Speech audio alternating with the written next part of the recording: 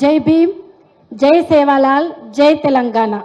వేదిక మీద ఉన్న పెద్దలు, రేపటి భవిష్యత్తు తెలంగాణకు దిక్చూచి అయినటువంటి మాజీ మంత్రివర్యులు మన కేటీఆర్ గారికి, మిగతా చాలామంది పెద్దలు ఉన్నారు, సమయం లేదు కాబట్టి వేదిక మీద ఉన్న పెద్దలందరికీ పేరు పేరున, అంతేకాదు వేదిక కిందున్న సాయి చంద్ మరియు నా ఆత్మీయ కుటుంబీకులందరికీ పేరు పేరున నన్ను ఇక్కడికి ఆహ్వానించినందుకు, నన్ను మీ ఇటువంటి గొప్ప కార్యక్రమంలో భాగస్వామ్యం చేసినందుకు పేరు పేరున ధన్యవాదాలు తెలియజేస్తున్నాను.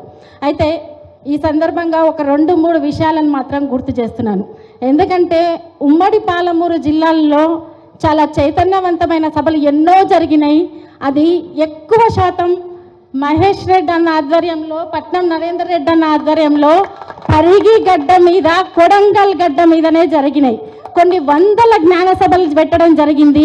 నాకు బాగా గుర్తుంది, ఒక జ్ఞాన సభలో సాయి చంద్ మాట్లాడుతూ, ఇక్కడ దళిత బిడ్డలే కాదు, వేదిక మీద అన్ని కులాలు మతాలకు సంబంధించిన బిడ్డలు ఉండాలి, అంబేద్కర్ గారంటే ఒక వర్గానికి సంబంధించిన మనిషి కాదని చెప్పినప్పుడు, నెక్స్ట్ జ్ఞాన సభకు వచ్చినప్పుడు మైనార్టీ వర్గమైన ముస్లిం సోదరులు కూడా ఇక్కడ ఉండాలని చెప్పిండు, బీసీ బిడ్డలు ఇక్కడ ఉండాలని చెప్పిండు, తండా బిడ్డలు ఇక్కడ ఉండాలని చెప్పిండు, ప్రతి తండాలలో అంబేద్కర్ గారి విగ్రహాలు పెట్టాలని చెప్పిండు. కాబట్టి దాన్ని స్ఫూర్తిగా తీసుకొని ఈరోజు ఇక్కడ విగ్రహం పెట్టడం అనేది చాలా ఆనందంగా ఉంది. అయితే 2 విషయాలు చెప్తాను, సమయం లేదు కాబట్టి. కేసీఆర్ గారు 125 అడుగుల విగ్రహాన్ని హైదరాబాద్ నడి ఒడ్డు మీద పెట్టేటప్పుడు అంతకు ముందు రోజు ఒక చర్చ జరిగింది. ఆ విగ్రహం ఆవిష్కరించేదానికంటే ముందు సభ మీద ఎవరు ఉండాలి అని చర్చ జరిగింది.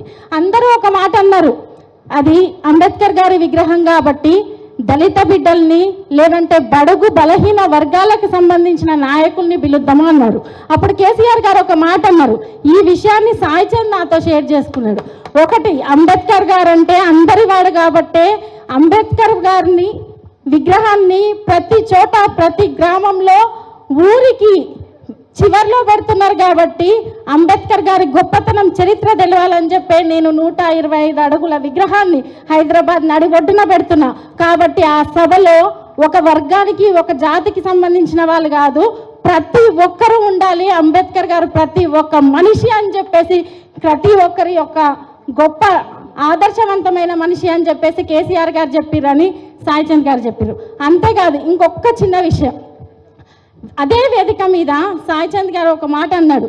ఎందుకంటే రాష్ట్ర క్యాబినెట్ మొత్తం ఆ వేదిక మీద ఉంది, గొప్ప గొప్ప నాయకులు ఆ వేదిక మీద ఉన్నారు, కేసీఆర్ గారు ఆ వేదిక మీద ఉన్నారు. కానీ ఒకే ఒక్క మాట, ఒక దళిత జాతిలో పుట్టిన ఒక కళాకారుడికి స్వేచ్ఛగా మాట్లాడే స్వేచ్ఛనిచ్చి, ఆ వేదిక మీద ఉన్నల్లో ఎవ్వరి గొప్పతనం కాదు, ఇది అంబేద్కర్ గారి గొప్పతనం అని నినదించే అంత స్వేచ్ఛనిచ్చింది మాత్రం బీఆర్ఎస్ పార్టీ, కేసీఆర్ గారి అన్న సంగతి జాతి మొత్తం గుర్తుంచుకోవాలని చెప్తున్నాను.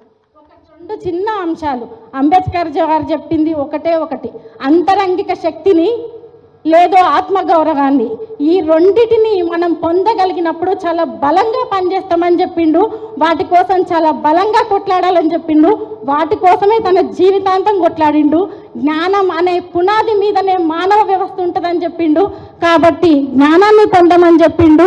ఈ గొప్ప అవకాశాన్ని మీతో పంచుకునే ఈ అద్భుతమైన అవకాశాన్ని ఇచ్చినందుకు సాయి చంద్ను ఇంతిదిగా మీ గుండెల్లో పెట్టుకొని నిరంతరం అడుగడుగున ఒక తల్లిలా, ఒక అక్కలా, ఒక వదినలా నన్ను ఆదరిస్తున్నందుకు అందరికీ పేరు పేరున శిరస్సు వంచి నమస్కారం తెలియజేస్తున్నాను.